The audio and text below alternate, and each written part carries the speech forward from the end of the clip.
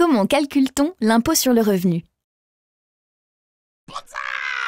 En France, il existe essentiellement 3 manières de fixer le montant d'un impôt. Quand son coût est fixe, on parle d'un impôt forfaitaire. C'est le cas des contraventions. Quand on applique un taux fixe à un montant, également appelé base imposable, on parle d'un impôt proportionnel. C'est le cas de la TVA, car on applique un taux fixe de 19,6% sur la plupart des biens et des services. Quand on applique un taux qui varie en fonction de la base imposable, on parle d'un impôt progressif. Plus la base est importante, plus le taux d'imposition est important. C'est le cas de l'impôt sur le revenu.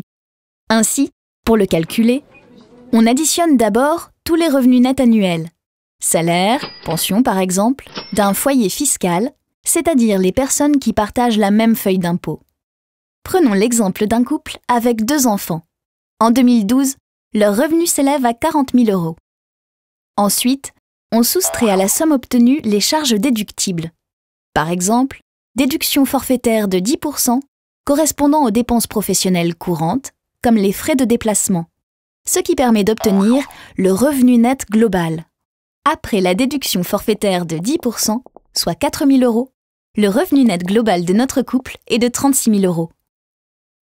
On le divise ensuite par le nombre total de personnes ou parts dans le foyer fiscal. Le père et la mère représentent chacun une part et les 2 enfants représentent chacun une demi-part. Tous leurs revenus sont donc divisés par 3. On obtient ainsi la base imposable, également appelée assiette fiscale, c'est-à-dire le montant qui va servir de base au calcul de l'impôt.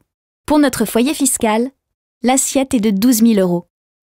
Enfin, on applique à cette assiette le barème de l'impôt sur le revenu, qui est composé de 6 tranches d'imposition. Les 3 premières sont les suivantes. 0% sur les premiers 5 963 €, soit 0 €. 5,5% sur les 5 932 € suivants, soit 326 € pour notre couple. 14% sur les 14 523 € suivants, soit 14 € pour notre couple. Ainsi, notre couple va payer 340 € d'impôt par part fiscale, soit 1 020 € au total. En France, 50% des foyers fiscaux ne paient pas d'impôt sur le revenu.